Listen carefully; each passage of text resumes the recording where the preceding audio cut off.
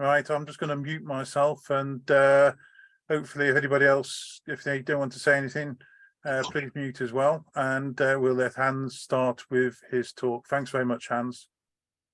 Thank you, John. Thank you, Wayne, and thanks for inviting me. So John had asked me to introduce QRP Labs myself and just tell you a bit about myself, about QRP Labs, and about the kits that are currently on offer from QRP Labs, the kits currently in production. So I'm going to go through hopefully the whole kit range and a bit of the history about how the company developed over the last 10 years, where I think we're going, and challenges we've had along the way, how I got into radio, and I'll try and wrap all this up in about an hour. So the story all starts sometime in the 70s. So I was 6 years old when my father gave me this crystal radio kit, and I'm sure many of you are familiar with this format, with the crystal earpiece, and with enough length of aerial, you can actually receive some strong shortwave stations. So that was a real eye-opener to me, and from that moment onwards, I think I was pretty much addicted to electronics, radio, computing for the next 45 years. So that was how it all got started. Then roll on a bit later, a few more years later, I built this regenerative transistor radio in a plywood cabinet.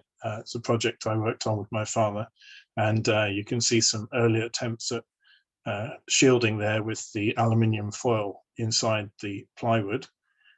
Then a few years after that, this was a valve regenerative radio. I've always had an interest in valves since I used to raid the rubbish dump in the village where we lived in Sussex, and try to find old televisions and radios to scavenge parts from. And there were often valved radios and televisions. So I had quite a collection at one point, and always had a love for this older technology, and still do. I have a lot of projects around valves here, but very little time at the moment to work on them. I also got quite early on, so I was 14 years old when I built this digital clock, and I was in my early years very much a digital person rather than an analog person, and in many ways still am. I had a career in IT and software development. So digital electronics and software seemed to me to be a lot more well-behaved than audio, analog and RF. I was licensed as G0UPL in 1994, just after I left university. I finished university. And 1994, then I got my first job and started life as such. And I didn't really do any radio activities for another 8 years or so, until 2002, when I finally started to construct my station. And this was a picture of my station on my first QSO in March 2002. So you could see this ex-British Navy Morse key in the foreground on the bottom right. The valve transmitter is there on the right with a homemade ATU underneath it.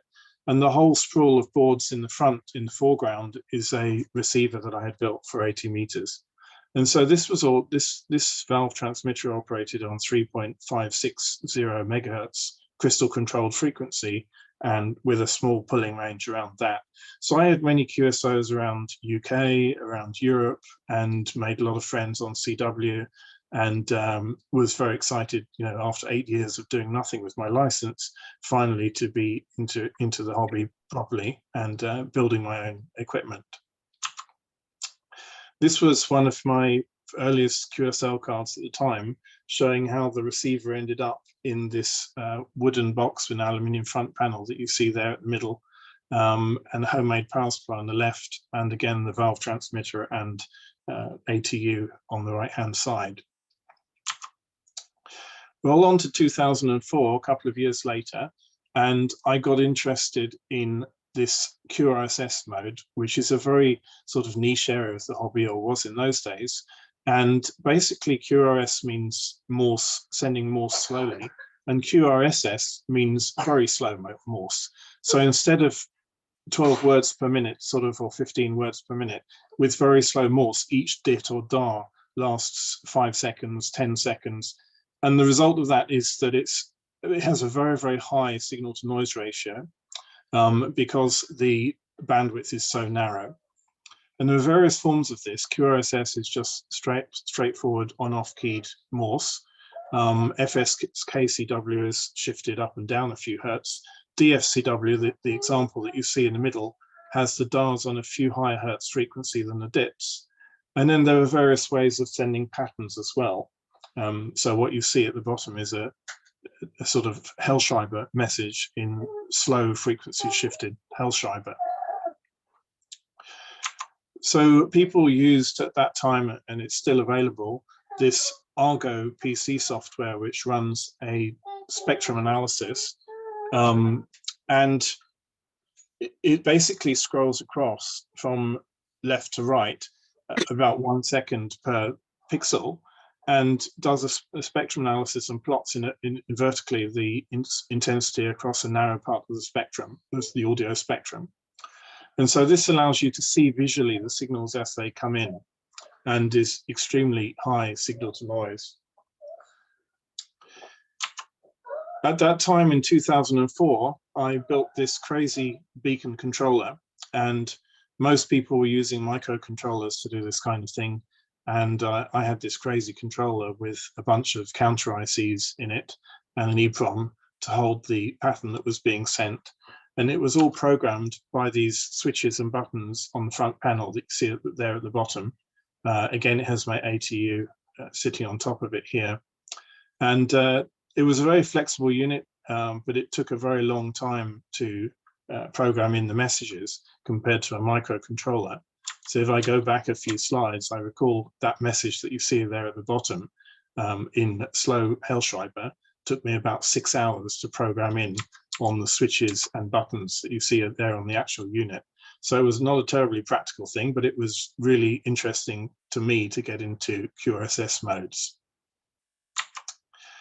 Now, a little bit further on in Dayton, I was invited to speak at Dayton FDIM 4 days in May, which is a QRP conference that precedes the main Dayton Hamvention and runs alongside it with various QRP activities every May in Dayton. And I was invited to give a presentation on QRSS modes and my activities in that sort of niche of the hobby.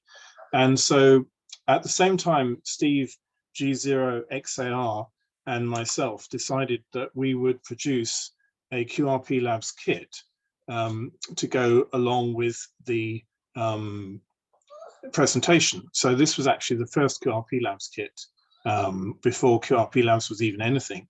And we didn't know anything about producing kits, selling kits, but I decided to produce this to accompany the presentation.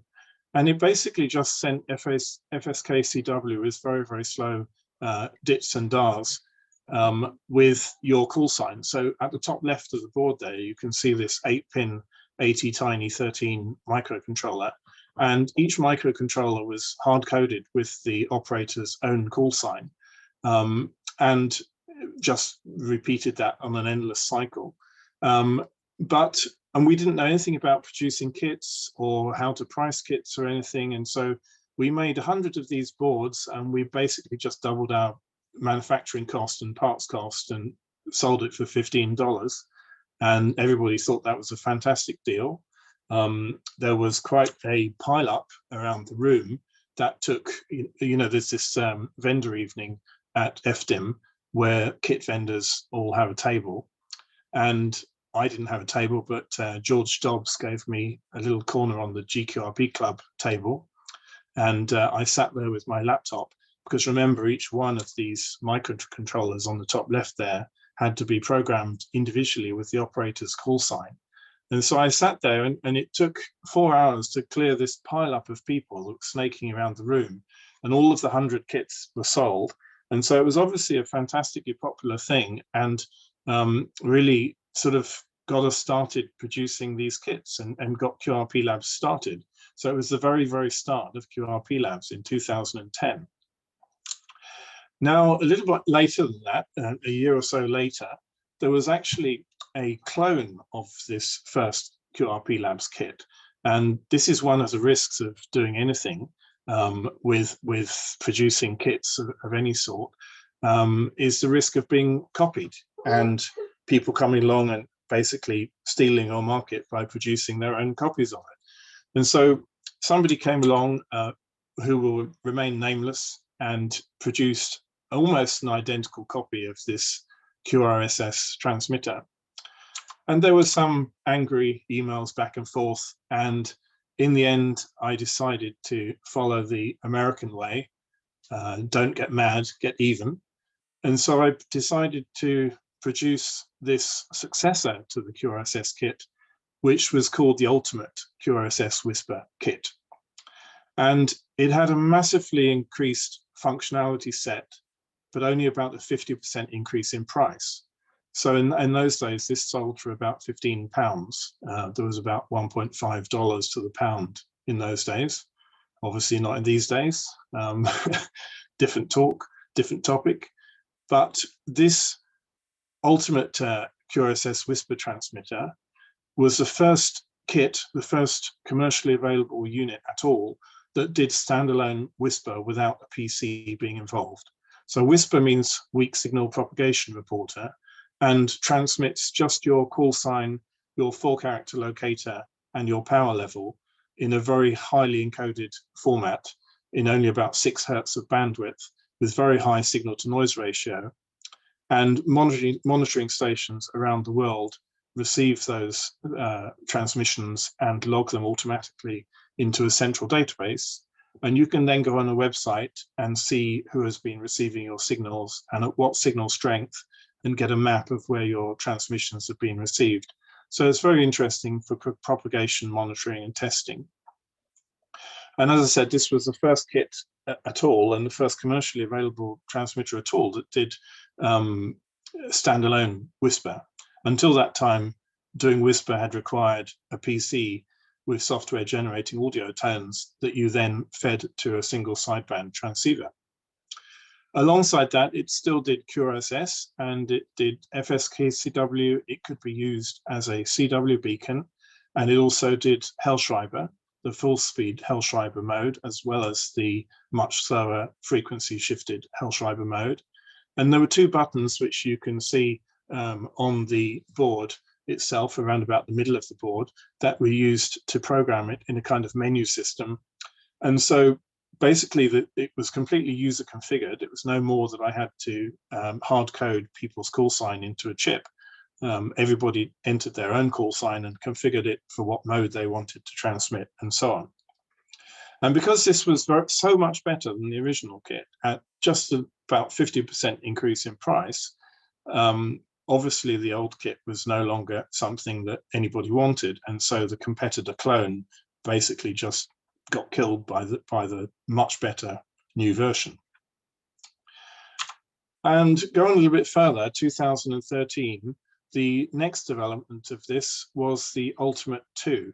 It says up there the Ultimate 3, but I think because I've missed a slide here.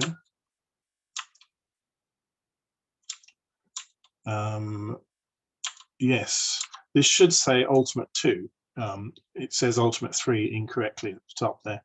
So this was the Ultimate 2, which was a successor to it, and it used the same 24-character one-line display, but this time it used this Chinese DDS module, Direct Digital Synthesis module, which you see there at the bottom left of the picture. And this was a plug-in module which was available very cheaply at the time from eBay and AliExpress, and they cost about $5 each at that time. It also had a plug-in low-pass filter, which so the low-pass filter and the DDS module both plugged into the main board, and that gave you the easy option to change bands just by plugging in a different low-pass filter. And it also made a much more accurate frequency precision than the older method, which had basically just been shifting a crystal oscillator. So it provided, again, a big uptick in performance and features. At the end of 2012, Steve G0XAR left, And so the Ultimate 2, which is pictured here, was the first kit which was produced by me alone, doing the design as well as the kitting. So before that, I'd been doing the design and the documentation and software, and Steve had been doing the kitting and the shipping. And from 2013 onwards, I was doing everything myself. The following year, that was changed again to the Ultimate 3 QRSS Whisper transmitter beacon kit, and now had a 2x16 LCD module instead of the 1x24 module. And this is one of the very common display nowadays, the 2x16 Hitachi-based controller display. The one used here was a blue backlight, but the important addition here was this 6-band relay switched filter board. So now you could, if you wanted, purchase this filter option along with 6 additional low pass filters and have the unit sequence between up to 16 different configurations automatically, one after the other. The different configurations could be Whisper, CW, any of the modes which it was capable of, and each one could have a different setting, a different frequency, a different band, a different message for the modes which supported different messages. There were also new modes added like Opera, JT9, JT4, JT65, various other modes as well. I can't even remember the whole list. So a lot of functionality was added to that.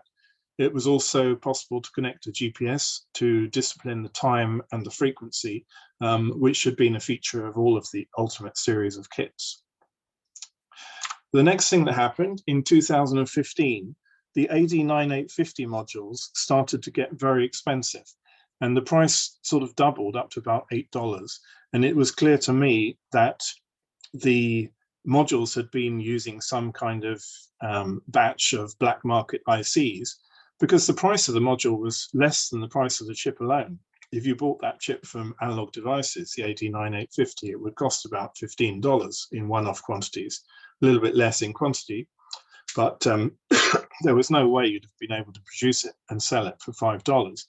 So it seemed that there was some batch of chips which had been on the black market and that they had finally been used up. I had by that time purchased and used about 2,500 of these AD9850 modules. So they'd all been used up. So around about that time, the SI53518 chip came out. I'll talk a little bit more about that later. A fabulous chip which basically produced synthesized output very accurately over a very wide frequency range. And that allowed us with the Ultimate 3S to expand the frequency coverage all the way up to 2 meters, and indeed the American 222 megahertz band, and all the way down to 2,200 meter band, the 136 kilohertz band. So it now covered about 16 different bands, all the way from 2,200 meters up to 222 megahertz. So it was again quite a big step up in performance and functionality. There was also an OCXO option, which I believe was the only kit-built OCXO in the world. I've never heard of an OCXO that had been kit-built at all. And it provides basically a kit-built temperature-controlled ovenized crystal oscillator, which has very high frequency stability. It was quite tricky to build, quite a detailed build procedure. So there was a single 10 by 8 centimeter board that was broken up into 16 smaller pieces, which were then soldered together to produce the internal ovenized chamber, and then an external chamber and a lower ovenized chamber below the board. So it was quite a detailed build. This kit has now been retired because we now have a TCXO option, which is cheaper and easier and almost as frequency stable. So it kind of made this obsolete, but it was a very nice kit to design and to use. So the Ultimate 3S Whisper and QRSS and weak signal modes beacon kit triggered off a whole family of kits around the whole ecosystem. And I'll just briefly introduce some of those now. And all of these are still available on the QRP Labs shop. We still go through quite a lot of them. We still sell a lot of Ultimate 3S units. The individual modules that you see here are also used by people in their own homebrew projects and in other projects. So the relay board I mentioned was introduced with the Ultimate 3S, along with the low pass filter plug-in board, so that you could easily choose what configuration of bands you wanted to cover. And a bandpass filter board was also introduced a year or so later, which provided a narrow bandpass filter for receiver input tuning for bands from 160 meters to 10 meters.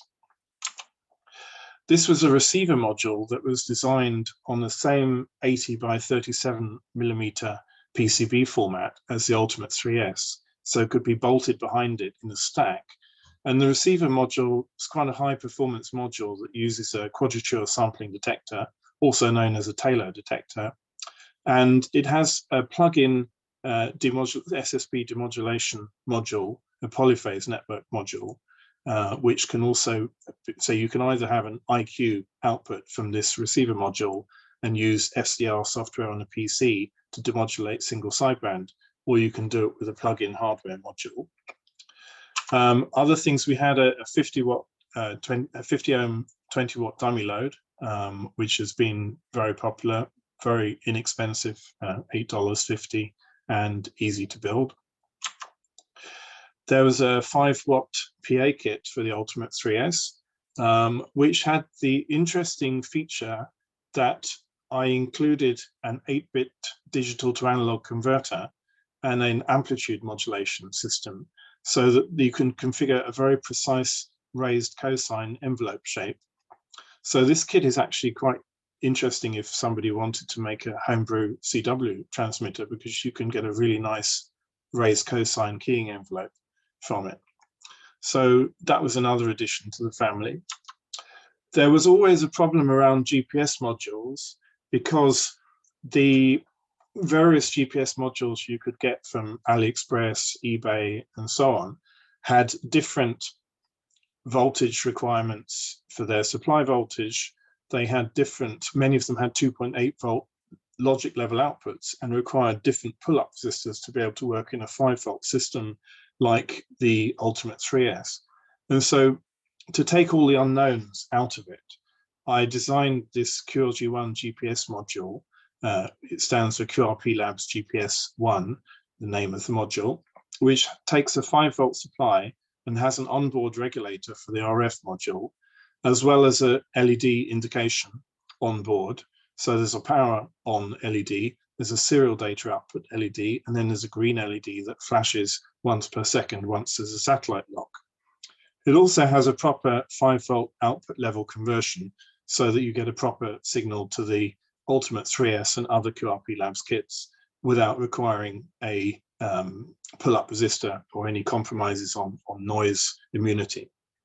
It had an onboard patch antenna, which was installed on the other side on the reverse side of the board.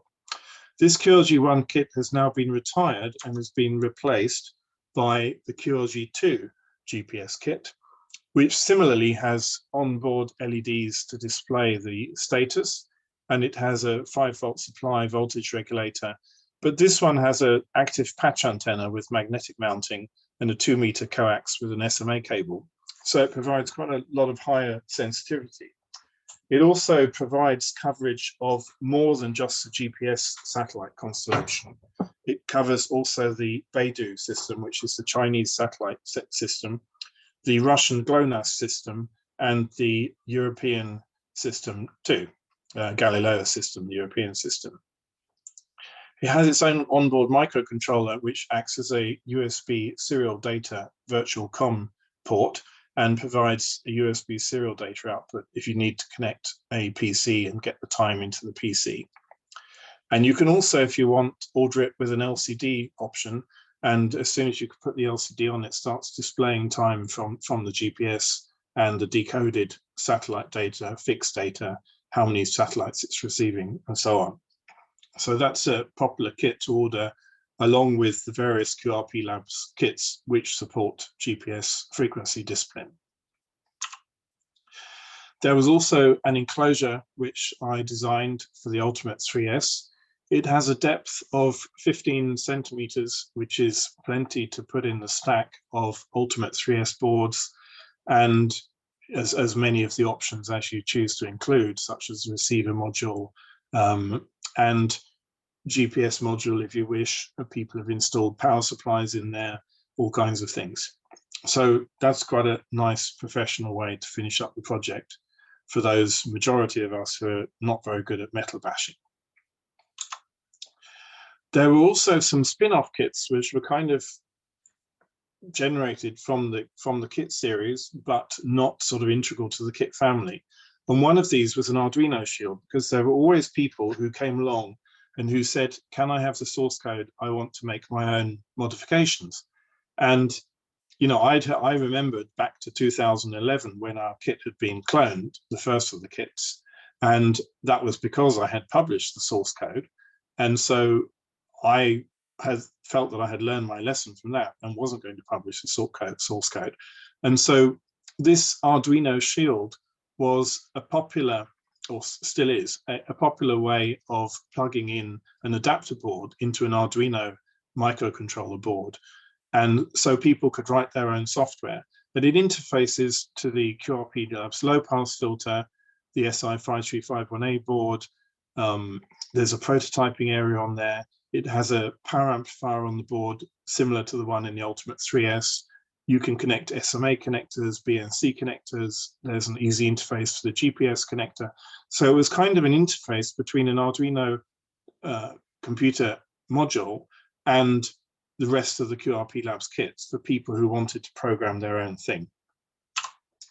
Two more spin-offs. One of these was a clock kit, which is actually exactly the same hardware as the Ultimate 3S, the same Atmega 328 microcontroller and display module.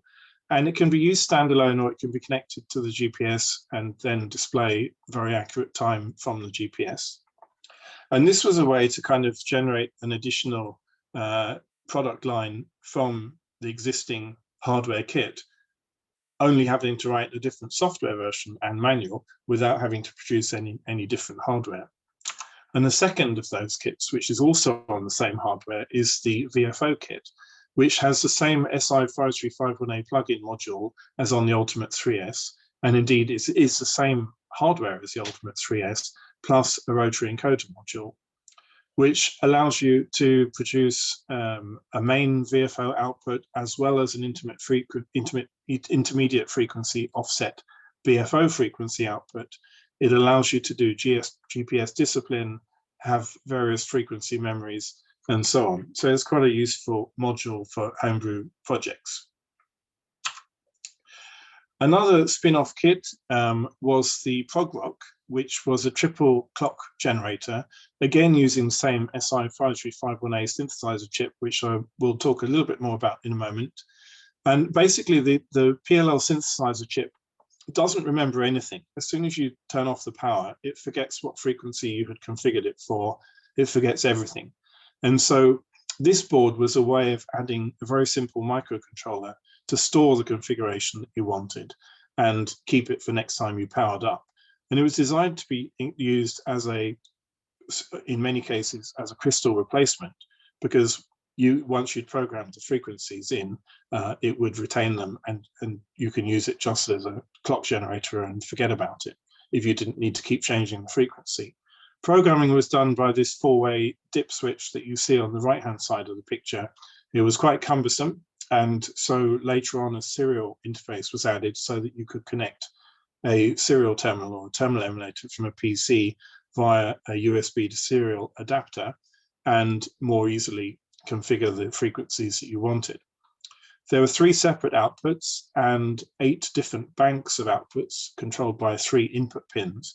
So you could select from one of 8 different configurations that you had programmed in. You could also connect to GPS, and it would do GPS discipline to quite a high accuracy, better than 0.1 parts per million, and produce an accurate frequency. That kit has now been discontinued and has been replaced by a new kit called the ProgRock 2, It again uses the same SI53518 synthesizer chip, but it updates the microcontroller to a 32-bit ARM processor. And now it has a onboard micro USB connector so that you can just plug in a PC directly and open a terminal emulator on the PC and control it all with a configuration screen on the PC. And then you can unplug the micro USB cable and power the unit on its own, and it will retain all of the frequencies configurations that you've entered in.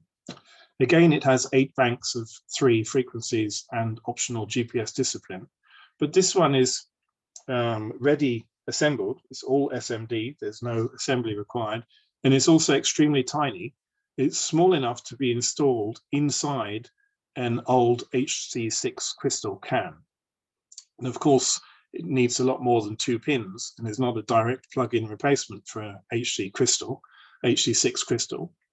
So in the configuration and example I showed here, one of the pins is connected to the positive supply voltage, 5-volt supply voltage, and the other one is connected to ground, to a clock output, single clock output, and you would connect the ground to the case, or to the metal case, and that would be the 3rd connection. So as a minimum, you need a voltage supply in the range 5 to 12 volts or so, and you need a ground connection to the case, and you need to connect to the frequency output. So that's quite a new kit. We've only just started shipping that in the last few weeks. Now, I want to go on to what really changed everything for QRP Labs, which was the QCX CW transceiver. So this is kind of a whole new chapter in QRP Labs history, and this began in February 2017. By this time, on a personal note, I had been working in IT, in investment banking, for 22 years. And as of June 2016, QRP Labs had been growing every year consistently since 2013, when I started doing it on my own and had started keeping very detailed records. Sales had been growing very consistently, and it came to the point where I really wanted to leave the stress of investment banking IT and felt that I could make a living from selling QRP Labs kits full time. So I had managed to persuade my wife to allow me to do that, and she was very supportive of me in that. And that had all taken place in mid-2016. So in February 2017, and I realize you won't be able to read this screen, most probably, I received this email from the project team of the YOTA project. YOTA means Youngsters on the Air. And the RSGB was hosting Youngsters on the Air summer camp in August 2017 in the UK. And they were looking for somebody to produce a kit that the youngsters could use for a build-a-thon. And they were going to have 78 attendees. They were going to have £1,000 to spend on this build-a-thon. So I divided it out, and it came to about £13 per person. And I thought, what on earth could you do as a kit for £13 per person? And I just laughed at the email and thought, it's a funny Friday afternoon, they must be joking, and deleted it immediately. By the time the evening came, it was a Friday evening, and my mind kept coming back to this letter from the RSGB, and I kept thinking, what about if we really could make a very low cost transceiver kit that would have high performance and lots of features and be perfect for youngsters and newcomers to the hobby? What if we really could do that? Perhaps at a small subsidy, perhaps I could make a few more kits and sell them afterwards, as well as the ones to the RSGB, so that they would subsidize that kit run. What if, what if, what if? And I couldn't, in my mind, leave the email behind. And really, they had caught me at a weakness, because I had been for many years really dreaming about creating a CW transceiver kit. And in my product lineup by that time, I had all the necessary elements to be able to do that. I had the 5-watt PA kit, I had the microcontroller in the Ultimate 3S and the display, the rotary encoder, I had all the software modules I would need to be able to do that. I had the SI53518 synthesizer, the receiver module, low pass filters, the bandpass filter for the receiver input. So I had all of the modules already in my kit lineup that I would need to be able to make a CW transceiver. But I came to realize that putting all of those modules together would be a very expensive way to produce a transceiver kit, because you have all the interconnections between the modules, you have all the separate manufacturing for the different modules and logistics of ordering the components for the different modules. And when you add all of that up, adding these general purpose modules together into some way, plugging them together in some way on some kind of motherboard to create an overall transceiver kit, you end up with a very expensive kit that's no longer attractive. So what I came up with was a single board CW transceiver kit that I called QCX for QRP Labs CW transceiver. And it was introduced in 2017 for the Yota in August 2017. And I thought I had updated the number on this slide, which I had copied from somewhere else. As of today, almost 20,000 of the QCX series kits have been shipped. I think the number is something like 19,400 in 5.5 years. So it's been a tremendously popular kit. I had no idea at the time I went into that design that I would be producing 90 or so kits for RSGB, another 410 kits that I hoped I would be able to sell to subsidize the 90 for the RSGB. And I surpassed that by orders of magnitude. So it was a tremendously popular kit. So it's a monoband CW transceiver that has really high performance, particularly for the price, with built-in test equipment and lots of features. So the original price was $49 for the kit. So at the time, something like £40 or something like that. And you'll see that it was a lot of performance for that price. The board size was 4 by 3 inches, and it had the same display as the Ultimate 3S, rotary encoder tuning. It had RIT, it had on-screen CW decoding, so a built-in CW decoder, a built-in iambic keyer. The proposal was for a couple of watts at the time, but it ended up being a full 5-watt transceiver. It was going to be a single band, and I suggested 40 meters, but the RSGB insisted they wanted 17 meters. And you can imagine that it was 2017. And so what else would you do in 2017 but build a 17-meter CW transceiver? Even though, as I said, 40 meters is a lot more activity and a lot more popular band to be able to easily make contacts on.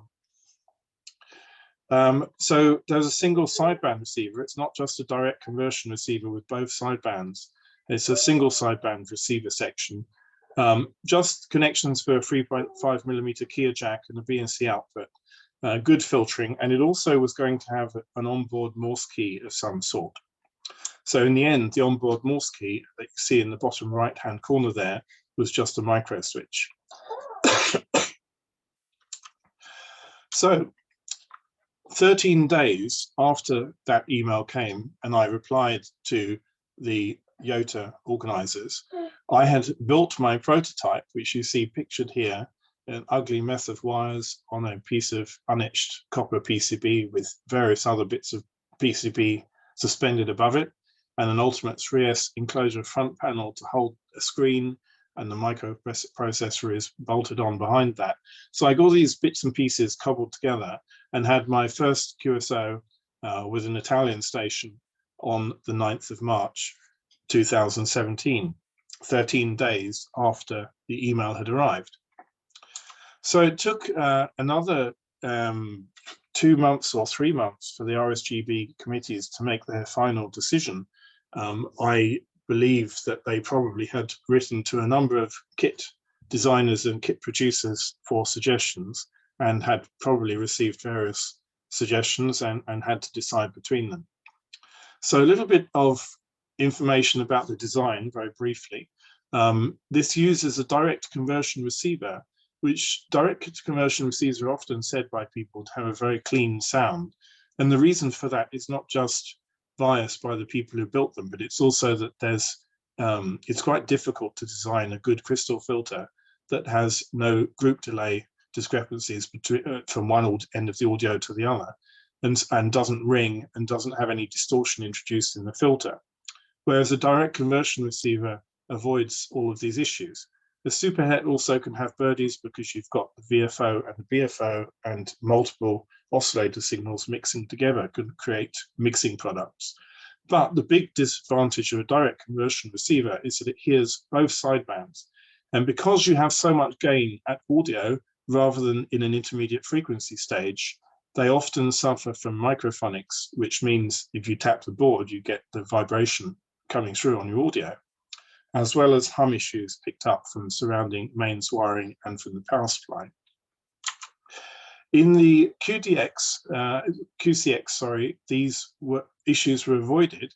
It uses the phasing method of direct conversion, which basically does a 90-degree phase shift on the VFO and another 90-degree phase shift at audio. It could also be done at radio side, but it's typically done at the audio side. And then you sum together these two different paths, and magically one of the sidebands gets reinforced and the other one gets cancelled. And this is ideal for software-defined radios because you have the I and the Q channel and you sample them through a stereo sound card and sum up the result and do all the signal processing digitally. But in the QCX, it was all done in analog. And this is now a very popular method which is used in many transceivers and indeed in microwave transceivers, even mixing down to baseband and then doing the final processing at baseband. This was popularized by Dan Taylor, who had this quadrature sampling detector circuit block, and he called it the Taylor detector. Sometimes people call it that. And in 2004, he did this design called the NC2030. And people have often said that QCX is a kind of updated version of that. It's not really, but it does share many similarities and the same principles. And so in his diagram that you see there, he compared the third order intercept at a 5 kilohertz spacing, the dynamic range, with various other top transceivers at the time. And the NC2030 really produced a very good performance indeed. That was originally a $150 kit. Now, remember that the QCX was selling for $49, not $150. And QCX also included a huge number of other features like the synthesized VFO, message memories, frequency memories, CW decoder, iambic keyer, all of these features that were built into it. So that again goes to show what kind of value was in the QCX. So here's a little bit more I was going to say to you about the SI5351A. Oscillators are always a problem, or they were always a problem. Analog oscillators with an inductor and capacitor, a tuning capacitor, are very temperature sensitive and tend to drift with temperatures. Synthesized oscillators were always complex and also suffered performance problems like phase noise problems. And then along came direct digital synthesis, like the AD9850 chip that was being used in the Ultimate 2 and Ultimate 3 kits. But they have birdies, they have quite a lot of spurious content, which shows up as birdies on the receiver. And they're also quite expensive. But around 2014 or so, SI Labs introduced the SI5351A, which is a really amazing chip. And this chip contains basically two PLL systems, two digital PLL systems, and each of them multiplies up to a frequency in the range 600 to 900 megahertz internally, and then divides down to produce 3 different output frequencies. And the feedback divider for the PLL, as well as the divide down stages, are all fractional divisions rather than integer divisions. And so it produces an extremely fine resolution tuning capability down to better than 1 millihertz at 100 megahertz. So it's an extremely fine resolution. And the chip costs under $1, amazingly.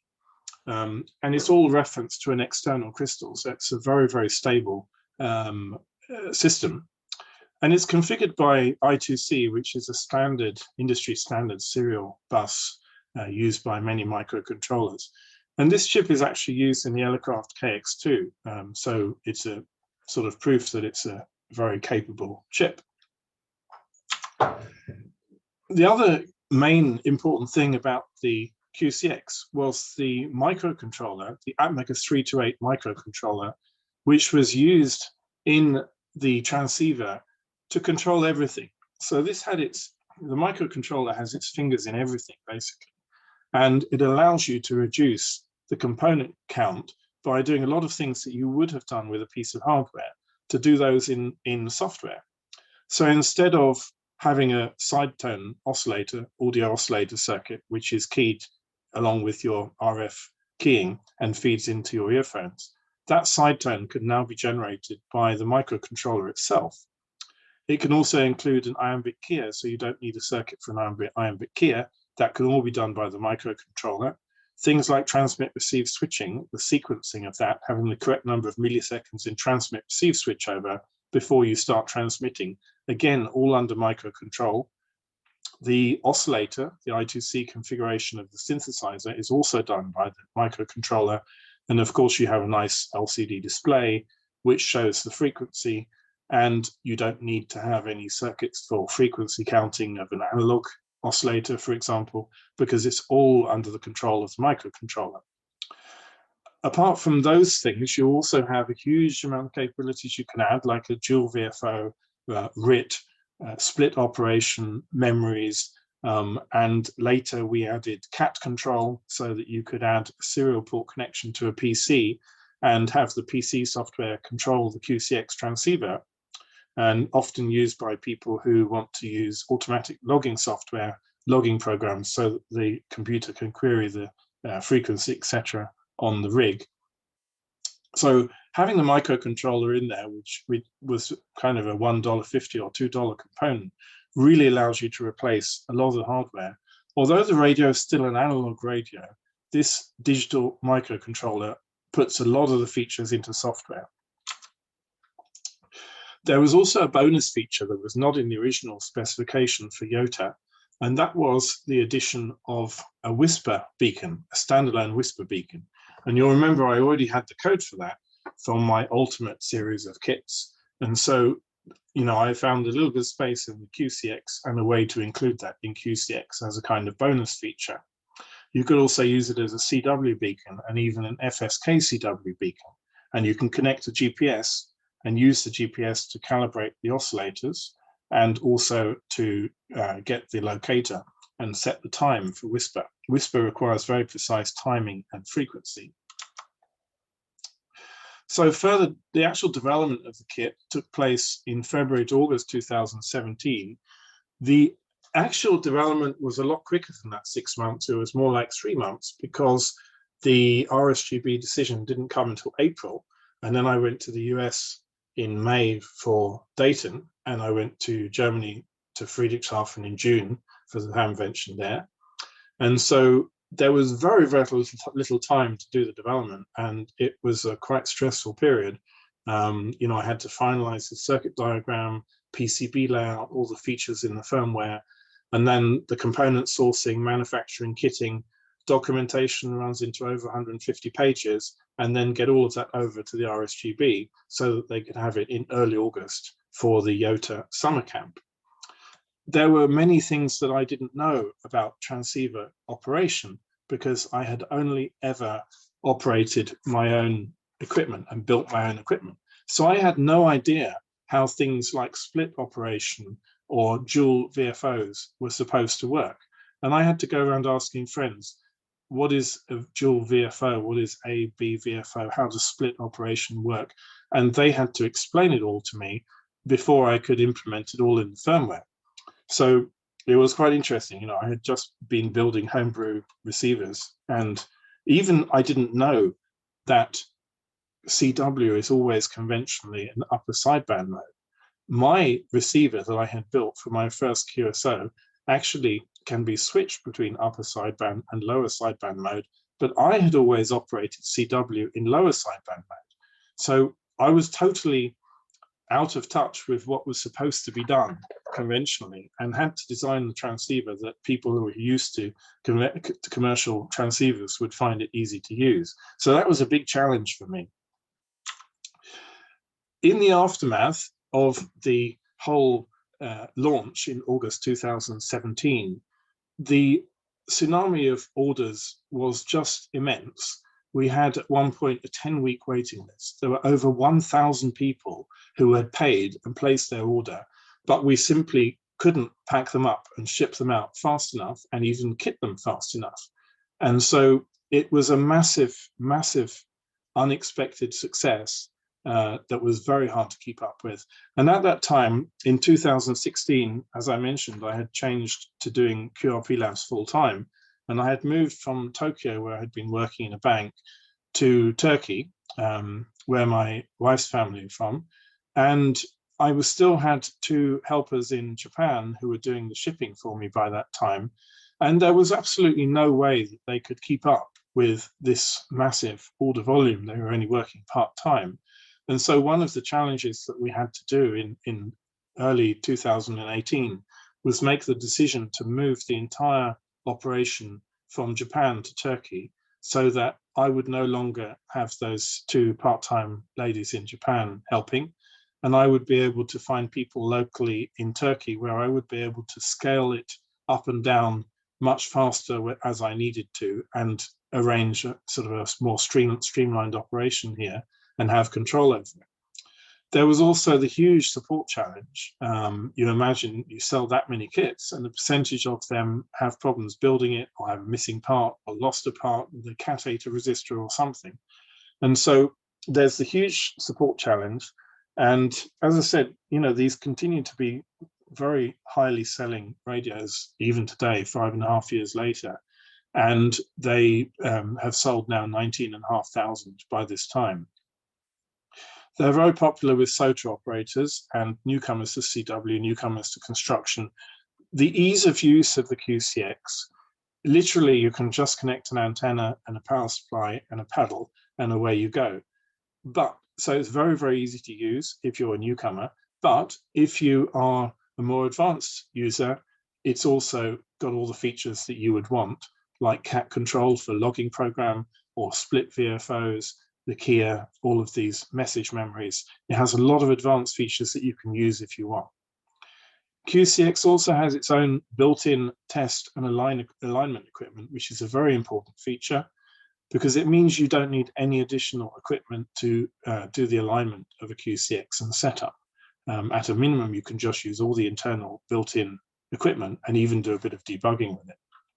So QCX has been an amazing experience for me over the last 5.5 years, and let me fulfill my dream to produce a CW transceiver kit, and in a very, very effective way.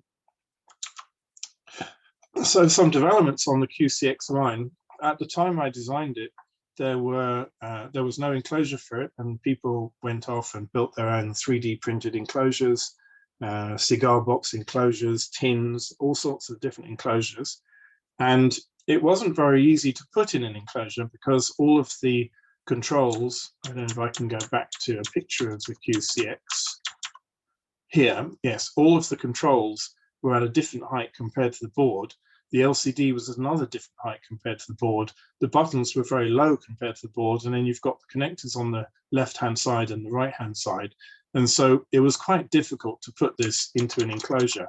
And I knew that at the time, but I just didn't have time in that very quick development cycle to figure out a way to make it mechanically perfect, as well as electrically RF and software perfect, feature perfect, performance perfect. I just couldn't do all of that in the required time. So I lived with the mechanical deficiencies. So this third-party company, Bamatech in Germany, produced this enclosure from bent aluminium, and they also machined shaft encoder extensions for the gain control on the left and the tuning control in the middle, as well as button extensions for the 2 buttons. And so it all fit into that case without any modification, without needing to wire anything off board. And so that was quite a popular enclosure produced by this German company. But another development that I did, now this was, I think, 2019, was this 50-watt power amplifier, which was designed specifically for the QCX and has a nice extruded aluminium enclosure that goes along with it. You can see there on the right. And it just has a BNC connector for the 5-watt input from the QCX and a BNC connector for the 50-watt output from the amplifier. It comes including its own 2 heat sinks there that mount onto the board and on top of the enclosure if you use the enclosure. And the important thing about this is that it includes a 50-watt low-pass filter, and it also includes QSK, full break-in. So it can switch back and forth between transmit and receive so quickly that you can hear the stations in between your own DITs and DARs very smoothly, in the same way that you would on a QCX, which also has electronic transmit receive switching, not relays, and switches very fast. So that was all maintained through onto the 50-watt power amplifier so that you can still have full break-in. And of course, once you have 50 watts, you're really in the same operating class as probably 90% of other CW operators on the bands who are using transceivers in the 50 to 100 watt class. There are people who go much higher QRO than that, and there are people who are QRP operators. But I would say that 80 or 90% of operators on the bands are using radios in the 50 to 100 watt range. So you're on the level playing field with everybody else when you've got this kind of range. In May 2020, I decided to fix all the mechanical issues which I had been unhappy with. And so I created this QCX Plus to replace the QCX. So the original QCX was retired and replaced with this QCX Plus. The only difference with QCX Plus, the circuit is the same, the software is the same. So the same firmware chip operates on the earlier model as well as the QCX Plus. The only difference is in the improved mechanical design. So it has all of the connectors on the back panel and all of the controls on the front panel. And it has this kind of desktop format that it would sit on a desktop or on a shelf quite nicely and be easy to operate there. We also introduced this development kit, which can be bolted on top of the main QCX Plus circuit board with 12mm spacers. And it includes connectors that are various strategic connection points to the QCX Plus circuit. And so people can use that, for example, to mount a power amplifier, a GPS kit, speakers, batteries, audio amplifiers, whatever you want to do. This is a way to also include that in the case. The case has got a height of 55mm, if I recall correctly. There's quite a lot of space inside the case for people to make their own additions. We also started doing an assembly service and here in Turkey, so I hired more people to do that. We currently have 5 employees full-time Monday to Friday here in our QRP Labs office in Turkey, and they're mostly doing assembly work as well as sometimes shipping work and kit packing work, but by far the most time is taken up by assembly. So we get a very large number of orders and often quite an extensive waiting list of between 1 and 3 months for people who have ordered assembled kits. And sometimes people are too old, they think they can't construct the kit, although we did have the oldest kit constructor that I'm aware of who emailed me pictures of him building the kit was 94 years old. And I should say the youngest who I'm aware of building the kit was 12 years old at the YOTA event. So from 12 to 94 is quite a wide human dynamic range. Anyway, some people reach the age of 50 and consider themselves too old to hold a soldering iron. So for those people, we can build the kit for them. People who are some kind of disability or infirmity, some people just too lazy or too little time, and some people have too much money and don't want to spend the time building the kit or learning how to build the kit. So for all these people, we have an assembly service which costs an additional $45 and includes the calibration, the adjustment, and the building and the installation in the enclosure if you ordered the enclosure option. It's a nice black aluminium extruded enclosure. So what happened next was there were some people who said, "Oh, the QCX Plus is too big. It's not as light as the original QCX was. It's not so convenient for taking with us on SOTA expeditions." And the QCX Plus, it was indeed somewhat larger than a QCX and somewhat heavier than a QCX, but we're talking about a factor of less than 2 to 1. It didn't suddenly become an enormous radio. Still a small radio that was quite suitable for packing into a backpack. But nevertheless, I decided, to listen to these demands and produce the QCX Mini.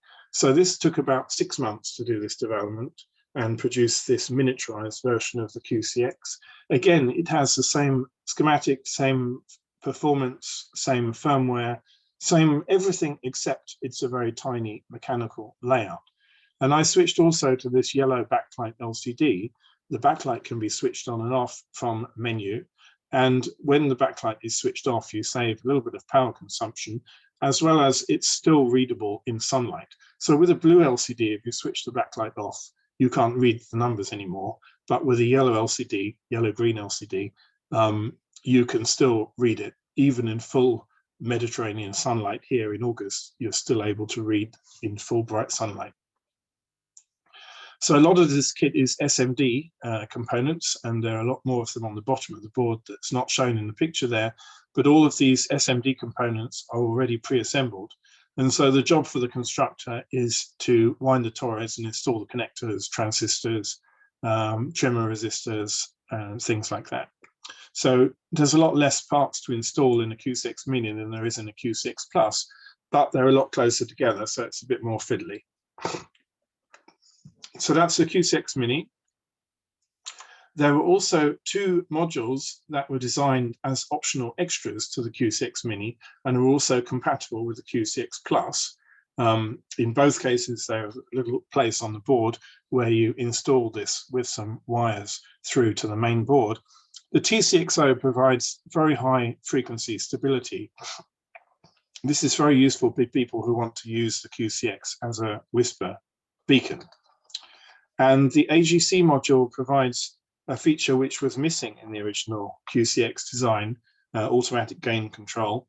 It's not a terribly sophisticated automatic gain control, but it does provide some automatic level adjustment and protection of your ears if you suddenly come across a very loud station. Opinions are divided whether you need that for CW transceivers. Personally, I prefer it without AGC, but this is a module option for people who do want the AGC. And again, both these modules are SMD, but they're pre-assembled by a robotic factory. They're not something you have to solder yourself. You just have to install them.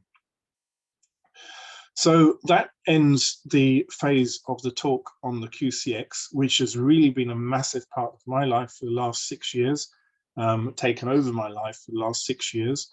19,500 QCX kits is a really huge number.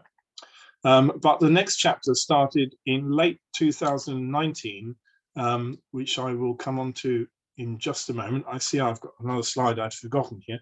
I wanted to talk a little bit about the challenges of the last 3 years.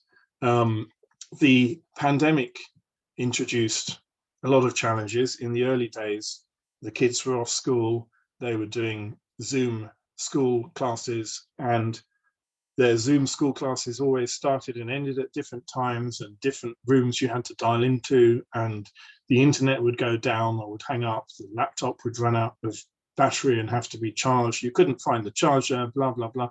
And of course, I was their IT boy, so I was running up and down the stairs continually for several months, trying to sort out all their problems. The major effect of the pandemic is the components shortages, which came at the same time, whether or not they're solely due to the pandemic or due to the way the market had developed with just-in-time supply is a debatable question. But undoubtedly, a lot of semiconductors went completely unobtainable, and even a lot of other parts were also very difficult to find. And so it's been very, very challenging for the last 3 years being able to continue production at all. A critical chip in the QRP Labs kit range has been the SI5351A, and that just disappeared completely from the market. I actually bought the last 2,500 SMD reel of SI5351A that Arrow Components had in the US, and the last 1,500 that DigiKey had. And there were no more after that anywhere. You couldn't find them for love nor money. And very, very fortunately, another chip came on the scene called MS5351M, which is a Chinese equivalent to the SI5351A. There's no indication that it's an illegal clone, illegal copy. I believe many ICs can be, the same part numbers can be partially reused in other parts and the functionality duplicated. You see this all the time with a lot of logic ICs, op amps. There are all kinds of ICs which are produced by multiple manufacturers. And indeed, many consumers of these ICs actually like to have multiple suppliers because it gives them less risk if one supplier goes unobtainable. So there's no indication there's anything dodgy about the MS5351M. My main concern was to get some samples and do some testing, and very detailed testing, and to make sure that they were suitable for use in the kits. So I got hold of some samples, I put them through frequency testing, amplitude testing, spurious emissions, phase noise testing, and in almost all respects, the MS5351M was actually slightly superior to the American SI5351A. So it was very, very good news. The only single downside of the MS5351M is that it consumes a couple of milliamps more current consumption, but that's really the only downside that it has. Separately to that, we did have a lot of fakes in the supply chain, much worse than the problem that used to happen before. You would buy from suppliers that you've been using for years and have always been reliable, and suddenly you've got fakes.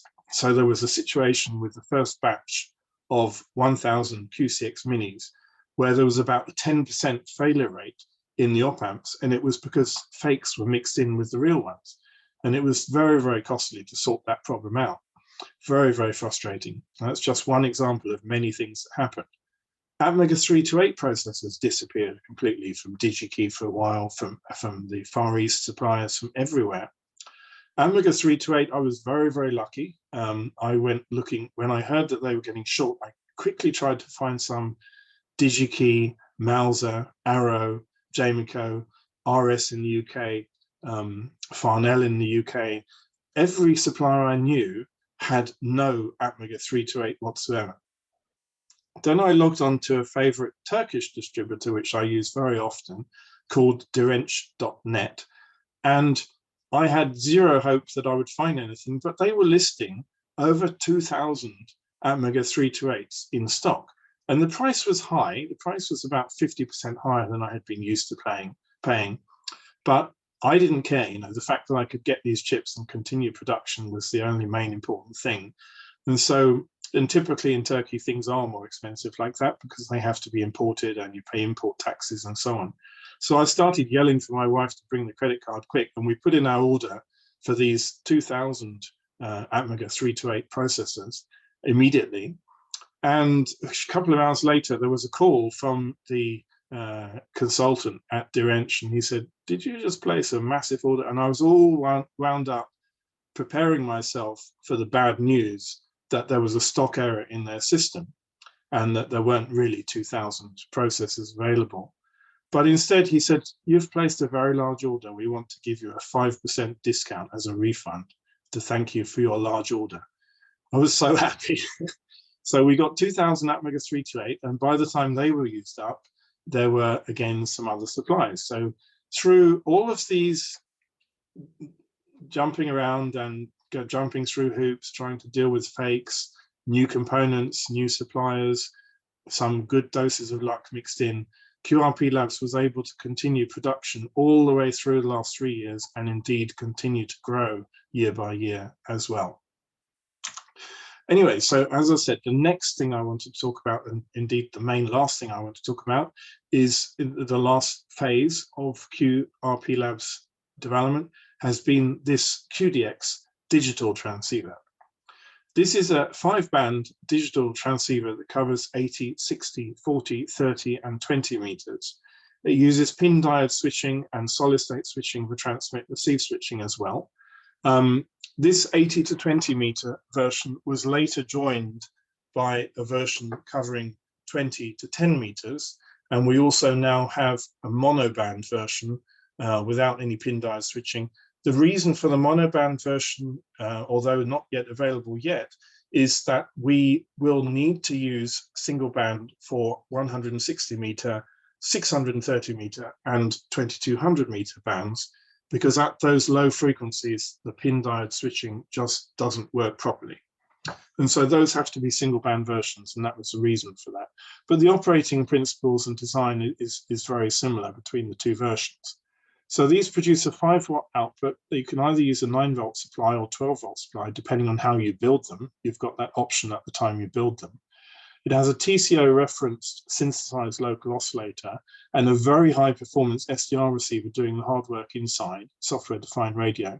So it has a powerful 32-bit ARM processor inside that's doing all the digital signal processing, and it has a 24-bit stereo ADC chip to convert from analog to digital, analog baseband to digital, which has 112 dB of dynamic range. It has a very special technique I'll talk about in a moment for the transmission. Here's a picture of QDX inside, and this is the top side of the board, the Rev 3 board. We're actually on revision 5 now. There've been a number of minor enhancements, and you can see towards the bottom of the picture here, the low pass filters, 3 different low pass filters, and there's a switched band pass filter at the left, the large half-inch size toroid there, power amplifier is at the top, and connectors on the right. So this radio has no user interface except for a single red 3mm LED, which you can see there at the bottom left of the picture. Everything is done under computer control. So it's like a computer modem or radio modem. This is a picture of the bottom sides of the board. And there at the top right, you can see the STM32 microcontroller. Now, as I mentioned, I started this development in late 2019. Because of so many things that I was interrupted by, I didn't actually finish it until October 2021. So it took about 18 months longer than I had been hoping it to take. But it's finally launched in October 2021, extremely popular. It now costs just $69, and it's a very, very good price for such a high performance digital mode transceiver with 5 bands in it. This aluminum extruded enclosure costs an additional $20, and the thing is very, very tiny. It's got a 63 by 25 millimeter front panel and 86 millimeters deep. So it's a very, very small unit, and most people's reaction the first time they see it is they were expecting it to be a lot larger. So as I said, this single status LED on the front panel, which tells you everything you need to know about the operation, and the rest is all controlled by the PC. On the rear panel, we have an RF BNC output input for the antenna and a USB connection to go to the PC, and a PTT output, so you can interface this with an external amplifier, and the DC jack for DC power. The USB connection is very important and is the main control for everything. QDX implements a virtual USB sound card with 24-bit range at 48,000 samples per second, as well as a virtual COM serial port for CAT control. So in WSJTX or JS8 call or any of the Digimode software, in all of these radios, in all of these pieces of software, you select the radio as a CAT serial port and connect to it, and the software controls the radio over the serial port, the frequency, transmit, receive status, everything about the operation. Now, all of that goes on one cable. So technically, QDX also implements a virtual USB hub. You know, these kind of hubs that you have where you have one USB plug on one end, and then it has a little box with 4 USB sockets in it. QDX is kind of like that, with one cable going to the PC and then 2 devices attached to that cable, a serial port device and a USB sound card device. The QDX also has this firmware update mode. I'm not sure yes, I talked about that in the next slide, where, and this is very, very important, Because on the QCX, if you wanted to update the firmware, if I came out with a firmware version that provided some additional features or bug fixes or anything, you need an AVR programmer kit to be able to do that, an AVR programmer board, or you need to just order a new chip and plug it in. It's not very convenient.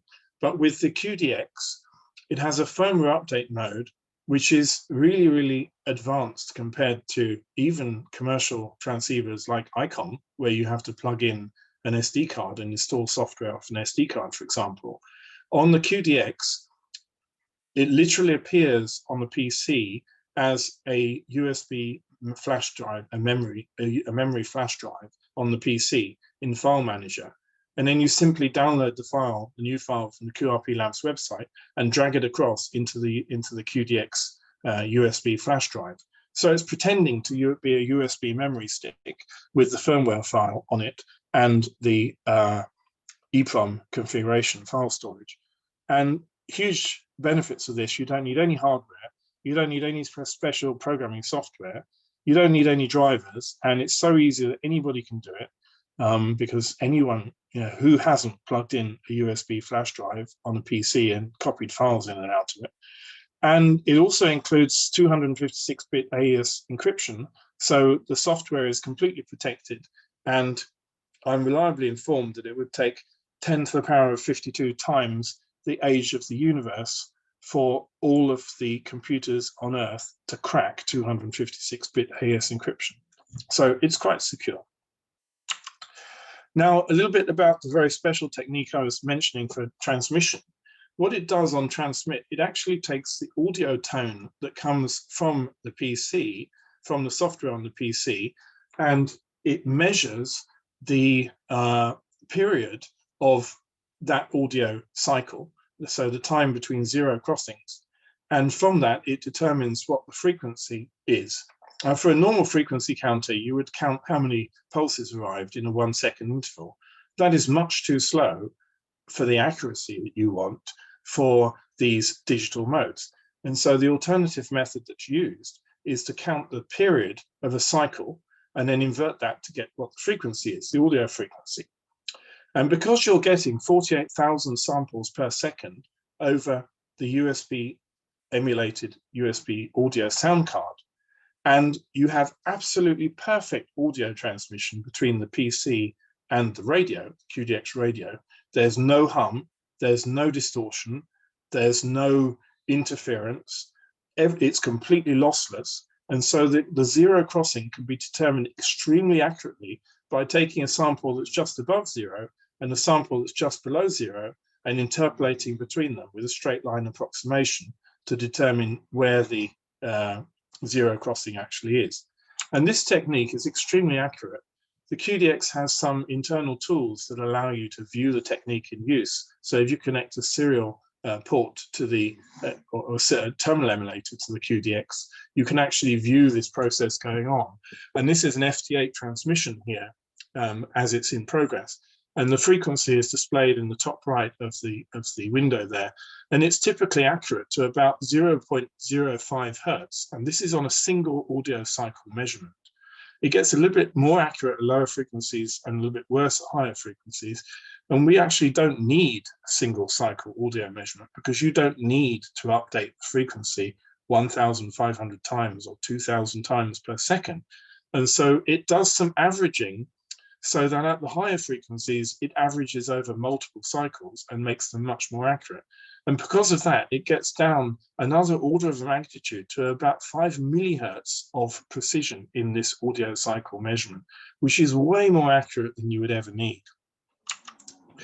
Now, the software-defined radio that's at the heart of QDX has multiple advantages in terms of really high performance at low cost. If you look at the dynamic range of QDX that I have measured on 40 meters and the sensitivity that I've measured, it comes in pretty much compatible to the FTDX 101 at the top of the Sherwood Engineering receiver chart, which is ranked by close-in dynamic range. It's extremely high performance. We had a very funny post on the QRP Labs forum at one point where a guy with a QDX, this was in the early days of QDX, he came on and said, there's something wrong with my QDX because when I switch my antenna between my ICOM and my QDX, suddenly on the ICOM, where there were spaces in between the stations, on the QDX, I'm seeing other stations in the gap. What is wrong with my QDX? And the answer is nothing is wrong with your QDX. It's just performing better, and it's receiving stations that cannot be seen on your other radios. So because of it's only just designed for a specific single purpose, these digi modes, it's extremely high performance. And it actually implements a 12 kilohertz superhead, all digitally. All the processing internally is done with 32-bit floating point, so it's accurate enough to make use of those 24 bits of dynamic range from the ADC. And all the 24-bit audio is carried all the way right through back to the PC. And so there's really, really high performance, and it's a tremendous thing. You know, I think nowadays, analog, it's hard for analog to beat a digitally implemented radio. And a digitally implemented radio also has the advantage of lower cost per performance and the opportunity to update features in future just by simple firmware updates. Now, we had a lot of production challenges, and again, you know, I did say at the beginning and talk to John beforehand that I would talk a little bit about design challenges and operation challenges I've had. And the first 500 kits that we went on sale when it was announced in October 2021, they were sold out in just under 15 minutes and crashed our shop server. The next thing we did was upgrade the shop server, so it was on a much bigger machine that had a much higher capacity. And so when it came to the next batch of 385 that I had produced, and they were sold out in just under 5 minutes in December 2021 without crashing the server. So the reason there was 385 was because the total number of chipsets that I had available for all of the production of QDX was only 885, and I could not get more chips because of the global semiconductor shortage. And you had a situation where there are stories going around of people paying up to $1 million for a single reel of chips, which used to cost a few $100s, because if they don't pay that $1 million, they can't produce their car or whatever it might be. And this kind of horror story is probably extreme, but we had similar experiences, but at a much less extreme scale. So for example, the ADC chip that I was using, the AK5386, had cost $2 when I bought the batch of components back in 2019 to build the QDXs with. By the time 2021 came around, late 2021, mid semiconductor shortage crisis, and I wanted to buy another batch, I couldn't find them anywhere. And eventually, when I did find people who had a small quantity of them, they were selling them for $41, something that used to cost $2. And remember that the entire cost of QDX in the first batch was only $59. If I had started using a chip, one of the chips cost $40, the price would have doubled. And it wasn't only that chip that I had a problem with. Even the microcontroller you couldn't find, and the microcontroller that had used to cost $1.50 now cost $12. And so the price and the manufacturing cost went up dramatically. And then I had to spend 3 whole months searching for a replacement ADC chip, which in the end was the PCM1804. And because of the supply shortages, I bought 3,000 PCM1804s and 3,000 of these $12 microcontrollers at an instant in the beginning of 2022, as soon as I could find them, only having read the data sheets of this PCM1804. I had never built a prototype. I'd never seen one. I'd never tested one. I had to be confident that I had properly read the data sheet of the PCM1804 and that it would provide me with at least the level of performance of the AK5386, which was already a very high performance. And so it was a really, really huge risk to take, a very expensive risk to take. Nobody buys all your production components before you've even finished designing, before you've even seen a prototype, a chip to make a prototype with and test it. but that is what we had to do in order to be able to continue business. And that was not an easy thing to do. That required, either it requires some balls or it requires some extreme stupidity. I'm not quite sure which, but in any case, it worked out, and we managed to, I spent 3 months re-engineering around the PCM1804. It required quite some design changes because it's a differential input ADC chip. And so to get the full performance from it, you have to design a differential amplifier able to drive it. Once that had been done, we actually had about 7 or 8 dB of performance improvement over the 5386. So in the end, it worked out very well with improved performance as well as being able to continue production. On top of that, logistics around the world slowed down to a crawl. Aluminium prices went through the roof at one point for making our enclosures from, and everything slowed down about manufacturing boards. Of course, with board manufacturing, I was using a company in China, and because of their zero COVID policy, they were locking down all the time, and it was very difficult to get anything done. So we had all these production challenges going on, and for the first 5 or 6 months of 2022, I was not selling QDXs because I was trying to deal with all of this. And of course, once we got through all of that, then the floodgates opened again with huge demand again. Now, a very final thing, I said the QDX was final, but this is the last product that I haven't mentioned in the QRP Labs product line. And this came about from around 2015. David VE3 KCL from Toronto in Canada contacted me, and he wanted to put an Ultimate 3S on a balloon, a mylar film super pressure balloon. So these are different from latex balloons. Latex balloons made of rubber, typically used for weather balloons, go up and up and up and expand and burst and come down, and it only takes a few hours.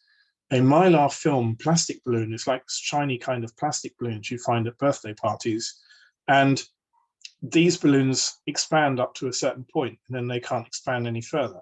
And provided you didn't overfill them and you calculated everything properly, they reach a design equilibrium in the atmosphere of between 10 and 12 kilometers altitude. If you get to that height, you're above the worst of the weather, and you can have a very long flight that could go on for weeks or even months, and can circle around the globe multiple times. Now, WSPR is an ideal method for tracking these balloons because there are WSPR monitoring stations all around the world. And I designed a telemetry protocol that sat on top of the WSPR protocol. And so it encodes position, altitude, temperature, battery voltage, and speed. It encodes all of these things into a separate second WSPR packet and transmits that over the WSPR network, where it can then be extracted by queries on the QRP Labs database or other websites for processing and decoding and extracting the position back out from. So this is a very powerful little board, and it actually implements its own kind of miniature computer, which is programmed in BASIC. It has a 128K EEPROM chip, which is arranged as a disk. And so you can read and write programs to disk. You connect with a USB port and a terminal emulator, and you can read and write your programs onto this disk, which is really an EEPROM chip, and have them run automatically at power up. And they include all of the same functionality which exists in the Ultimate 3S for encoding digital modes like WSPR, JT9, FT8, and not FT8, JT4, JT9, JT65, RTTY. All of these modes which the Ultimate 3S can do are included in the U4B. It has a TCXO referenced SI5351A synthesizer, such that when it goes up, where the temperatures can be -30, -40, it continues to operate on a stable frequency with very little variation. And there's also a temperature sensor on board. So we have, there's another picture of the U4B, charmingly supported in a spoon, a dessert spoon. And there you can see the GPS, which is on the back side of the board. And for reference, that's the size of that GPS there on the right-hand side of the board is 10 by 10 millimeters. So the whole board is about 30 millimeters by 12 millimeters. very, very small. And the bit that contains the USB socket snaps off before launch. So you're supposed to snap that off when you're ready and you have no further wish to program it and ready to let go of it. And in that situation, the whole thing then weighs about 1.8 grams.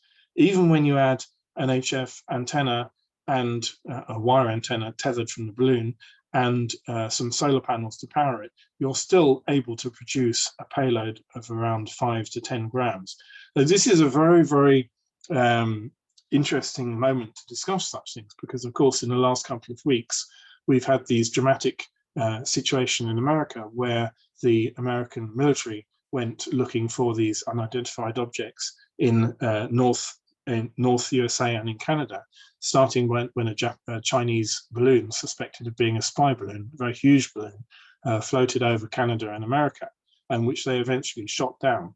But they then shot down 3 further unidentified objects, one of which is believed to be a high altitude balloon that was launched by a school balloon club somewhere in America.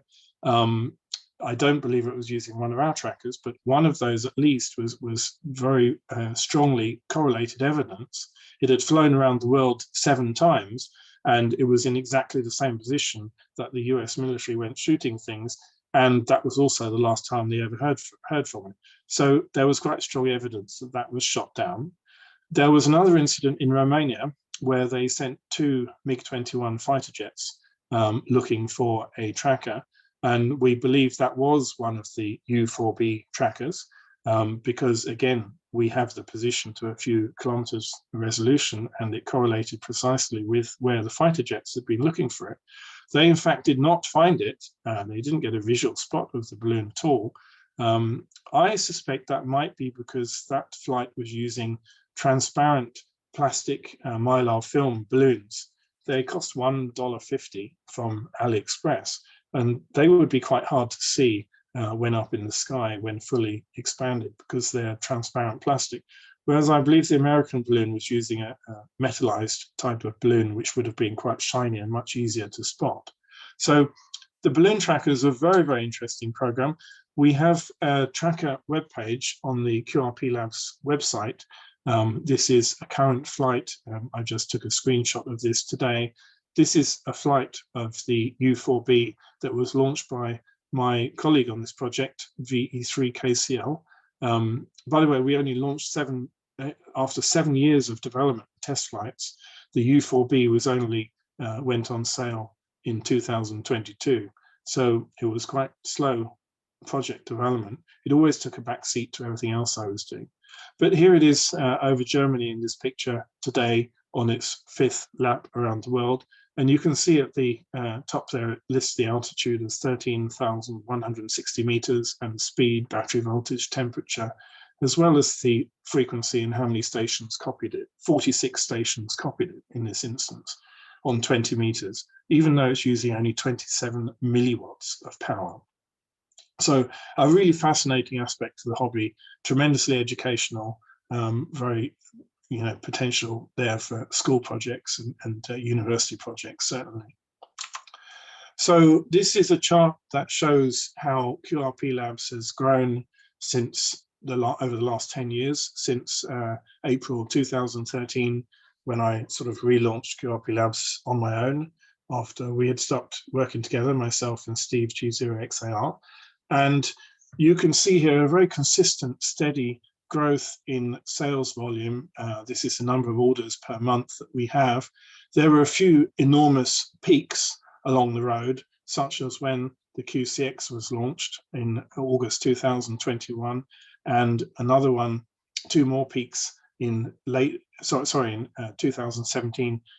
Some more peaks. QCX Mini was in 2021.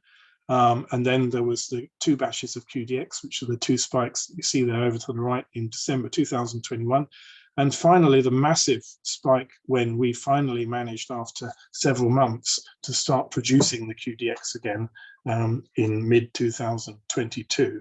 So, but if you ignore those spikes, you can see a quite steady trend increasing. And so at the moment, we're handling around 700 to 800 orders per month. Every month. So it's become a quite sizable business from something that began in my bedroom closet when I was living in Tokyo. The bedroom closet was 5 by 4 feet, and I had in there a small IKEA table, a little IKEA chair, a little IKEA desk lamp, and some little IKEA shelves. And I had all my equipment stacked up and my component trays. And I used to be able to go in there, close the door, and do my design work in the early morning before anybody else was awake.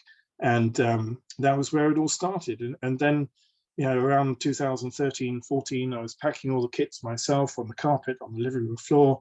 I used to get up an hour before leaving for work and pack the orders for the day, take them with me to work, and then in my lunch break, hop off to the post office and ship them all off. Gradually, we got more help with manufacturing and sourcing, more sources. I got the 2 Japanese ladies who were helping with the shipping in the early days. And then, of course, as I said, in 2018, moved it all over to Turkey, and we now have 5 full-time employees here doing assembly, kitting, and shipping.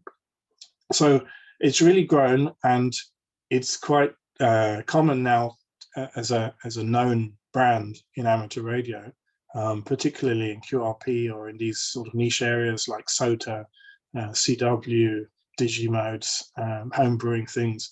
In these kind of areas, it's a really sort of well-known name now, QRP Labs. So finally, on my final slide, if you want to know more about QRP Labs, we have a website. All of the kits have very extensive documentation. If you read the assembly manuals include a guide not just of how to build the kit, but also a theoretical description explaining the design in great detail. The shop is also linked from the QRP Labs website, payment by PayPal or credit card or bank transfer. And there we have post office shipping or TNT FedEx shipping options. We have a very active forum on groups.io, which is the first port of call for anyone who has any questions or wants to do anything out of the ordinary or has any trouble. We have a QRP Labs YouTube channel where I have put a lot of videos explaining new products, sometimes new firmware updates, new features when I've produced new features. So these are all places for further information. That is the end of my talk. I do not have a clock, so I have no idea whether I've talked too much. I suspect I probably have talked too much. This is a failing, which my wife accuses me of. You're probably going to tell me it's like 3 o'clock in the morning or something, so I apologize if that's the case. So thank you very much for listening. Thank you for inviting me. I hope it's been interesting and has explained something about my background, QRP Labs background, QRP Labs growth, the challenges that we faced, and the whole range of QRP Labs kits. The most popular of the whole Ultimate 3S and its surrounding module families, the QCX single band CW transceiver and the 5-band QDX Digimodes transceiver. So thank you very much. And any questions I have, any comments? Thank you. Thanks very much there, Hans. That was excellent. Yeah, it's only 2 o'clock. You're okay. Yeah, I haven't seen anything put into the chat as yet, but if anyone would like to put things into the chat or would like to maybe unmute themselves and maybe ask directly as per their want, that'd be fantastic. All right, I'm going to keep the recording going for a little while longer yet, and let's see what people would like to say. Hello, Hans. Can you hear me? I can hear it. Yes. Excellent. I just had to go on to headset. Well, thank you very much. That's absolutely fantastic. I'm a bit of a fan. Well, is the QSX SSB thing dead in the water, or it's not? Yeah, I know I'm going to get this question every time. And if you were over here, I'd start pouring concrete and I'd drop you in it and pour in a whole bunch of concrete on top of you. But you're not. So I get this question a lot. The QSX, or announcing the development of QSX, was the biggest mistake I ever made. I should have shut my mouth completely. The QSX was a very, very large project, a very ambitious project. And I certainly bit off more than I could chew, but I made my own problem 10 times worse by publicly announcing what I was planning and what I was working on. Perhaps I was a little bit arrogant following the success of the QCX and thought that I could do anything after that. And the QCX was a natural successor. But I probably underestimated how long it would take and how difficult it would be. The biggest problem has not been technical problem, supply problem. The biggest problem is a mental problem, insofar as you get burned out on the project. And when there's that much attention on it and that many people are asking, when is it coming? Why didn't you deliver it when you promised it? Not that I did make any promises, but why didn't you deliver it sooner? When is it going to be ready? It puts a lot of pressure on you that stifles the creative process, which is more of an artistic process than a technical process in many ways. And so it's not dead in the water. It's something I'm very determined to complete.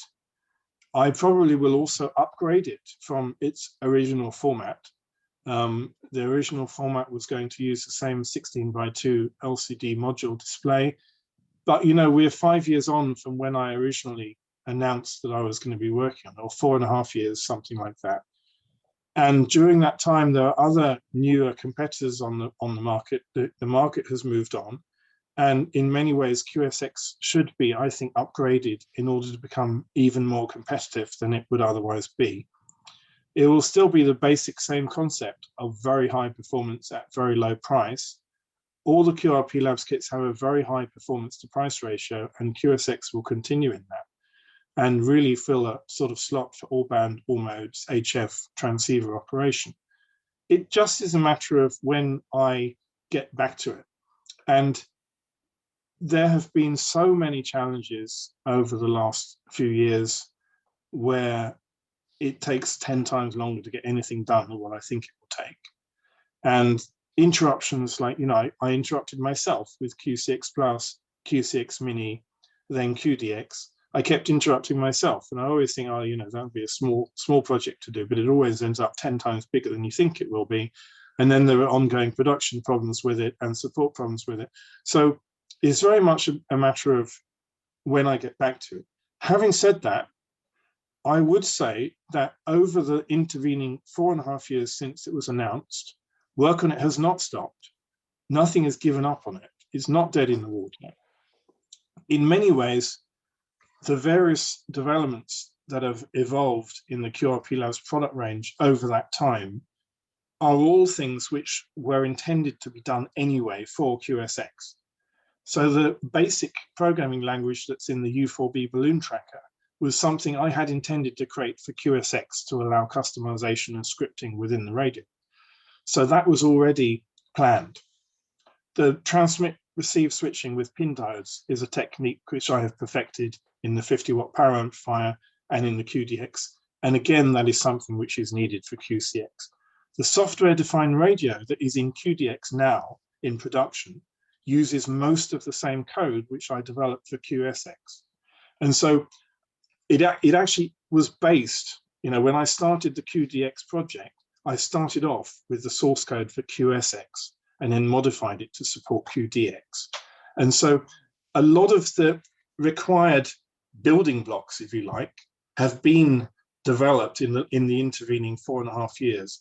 And so the gap towards getting QSX finished is continually shrinking. And it may come soon. Who knows? Thank you. I don't make promises. I don't put dates anymore because it's too stressful. But, Oh, well, look after your health first, please. By the way, here in my background, this is Ross EX0AA, Echo X-ray 0 Alpha Alpha. Ross lives in Kyrgyzstan, Bishkek, and he's here visiting me for a few days. So it's very nice to have him here. Ross is also the guy who did the design of the filters for the 20 to 10 meter QDX. So he designed them, and then we worked on implementing them, proving them, and measuring them here during his previous visit. And this time we're looking at 160 meter, 630 meter versions and 2200 meter versions. So he's here in the background with me. Okay. Hello, Ros. Thank you. Hello. Hello there, Ross. Brilliant. I was going to ask actually on a similar thing. You obviously you left banking and IT and you've obviously had lots of problems and issues recently with various products and delivery and everything else, right? Do you still think it was a good move to leave and start up on your own?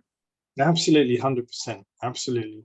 It was a very risky move, perhaps. And I am not trained in this. I did a physics degree in London, and I don't have any engineering qualifications either in software or in electronics, RF, radio, anything.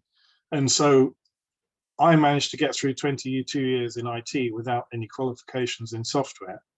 And now I'm working in radio without any qualifications in radio either.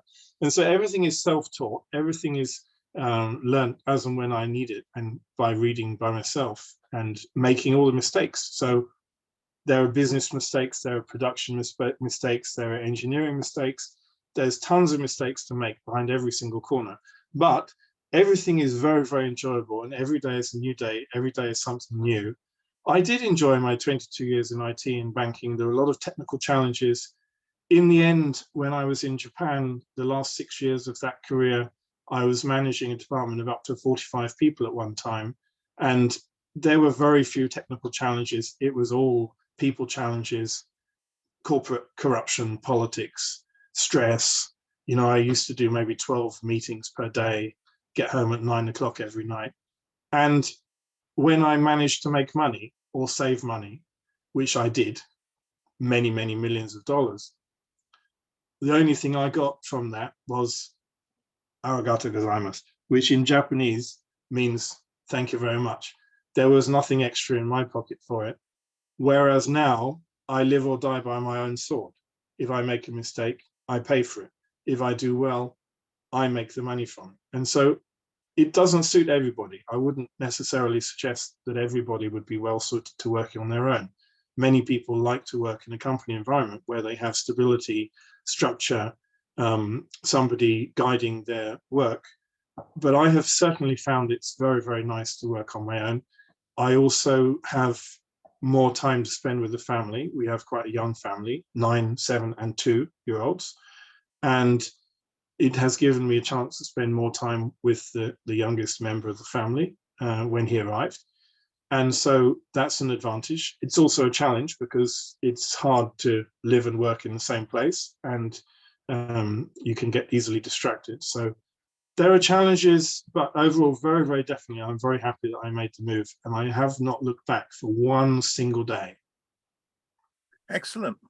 I may well be in Kyrgyzstan in August, so I might say hello, by the way. So, yeah, any more questions from anyone else? John? If it makes you feel any better, I've got a 4-year apprenticeship in manufacturing electronics equipment. I don't think it would help you one iota in what you're doing. That was 40 years ago. So Right. there were no websites and anything like that. The documentation hasn't changed, but everything else has changed so much. I just wanted to ask you, have you had any issues with the earthquakes in Turkey? Where are you in Turkey? I live in the southwest corner of Turkey, on the Aegean coast. If you imagine, Turkey is like a sort of rectangle, and I live right down here in this bottom left corner of it. We're about 750 kilometers, so about 400 miles west of the disaster zone. Right. We did not have any direct effects here at all. We have indirect effects. It's a little bit, not a little bit, it's very upsetting having 24-hour news streamed continuously since the event. Yeah. We have refugees from the area. The kids have children taken in from that area in their classes in schools. So there are lots and lots of indirect effects, but we don't have any direct effects, fortunately. But we do live in an earthquake zone. could happen here, just as it happened there. So it's a constant worry that sort of thing could happen. Earthquakes and me seem to have followed. You know, we actually went to Japan in February 2011, and 1 month later was the massive 9.1 magnitude earthquake with the tsunami that killed 20,000 people. And so, and all the nuclear reactors in Fukushima that blew up following that in 2011. So we kind of seem to live in risky places. In England, you don't get any of that, I know. When you have an earthquake, it might be enough that you spill your tea or something, but that'll be about it.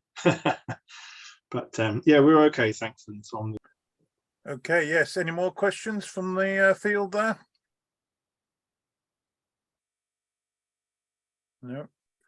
Okay, and Wayne, would you like to do the final outage? Yeah, sure. Just give us a sec. I'll put my background on. Sorry, we haven't got all our lovely folks in the background, but thank you very much, Hans, on behalf of Wolverhampton Amateur Radio Society and G8TA for taking the time for giving us that your wisdom and the history and the product range of QRP Labs, and I'm sure in the future we'll be building more of your kids, like David's already started us on it, because David's a big fan of yours, as he's already said. So we look forward to keeping you posted on how we get on. Thank you. No problem.